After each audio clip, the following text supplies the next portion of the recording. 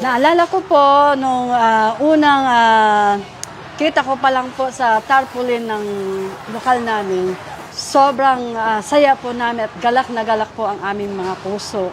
Ganito ang damdamin, hindi lamang ni kapatid na Vicky, kundi maging ng lahat ng mga kaanib sa lokal ng Friendship.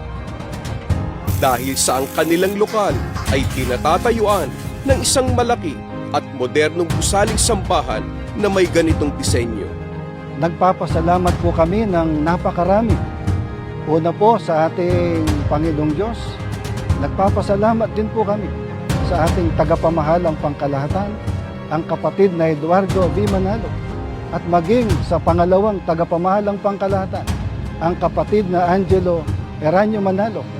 Kabilang ang lokal ng Friendship sa 4 na proyekto na sabay-sabay na ipinagagawa ng pamamahala ng Iglesia ni Cristo sa lalawigan ng Pampanga.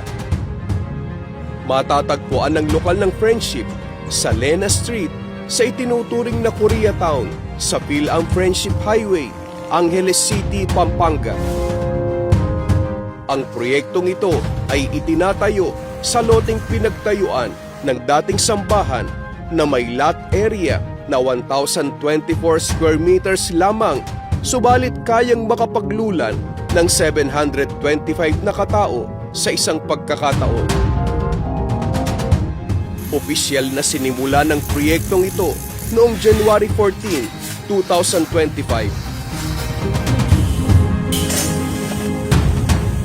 Makalipas ang 7 buwan ay muli kaming bumisita sa job site. Nadat na namin ang maraming mga kaanib sa lokal na masiglang nakikipagbatari sa proyekto. Dahil po sa kasabikan ng mga kapatid sa lokal ng Friendship na sila po ay mapatayuan ng isang malaki at magandang gusaling sambahan, ay pinagsisikapan po nila sa abot ng kanilang makakaya na sila'y makatulong sa pamamagitan po ng pagbabataris. Sa pangunguna ng mga may tungkulin sa lokal, ay pinaghandaan at pinangunahan nilang mga kapatid sa nasabing aktibidad. Kung sa loob po silang tumutulong sa construction sa paggawa ng gusaling sambahan. Nagsikap po kaming magkakapatid upang magpundar ng mga gamit tulad ng hard hat, safety vest, at iba pa. Pinaggugulan po namin ito po para po may magamit po sa pagbabataris po. Ibinili ko po ang sarili ko, ay asawa ko, pati na po yung mga anak namin. Para sa aming safety at kaligtasan sa paggawa sa loob ng job site.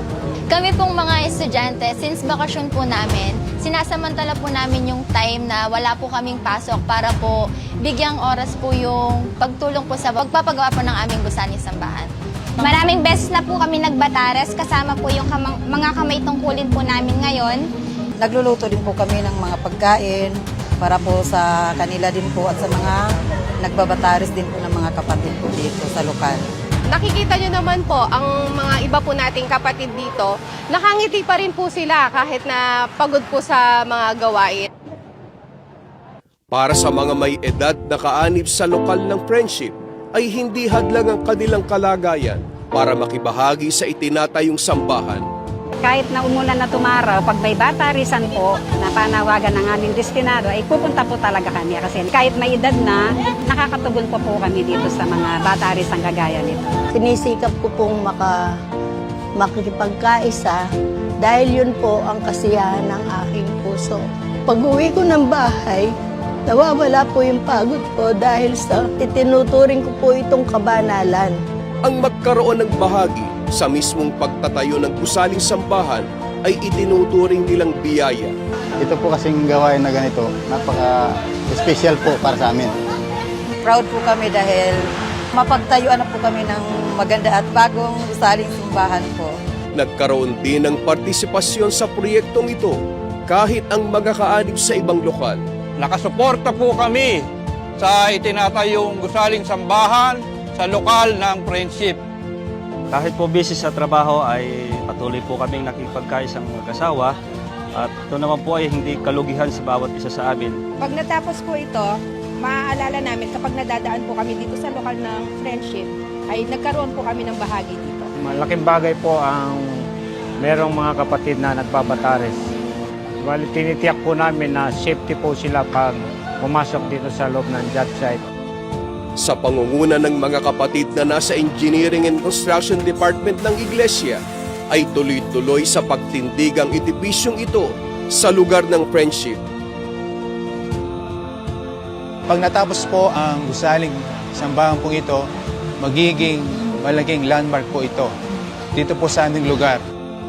Excited na po kaming magkaroon ng bago at magandang gusaling sambahan. Sa picture pa lang, kitang-kita na po namin yung ganda ng aming gusali. Lalo na po sa actual, pag natapos na po ang aming sambahan.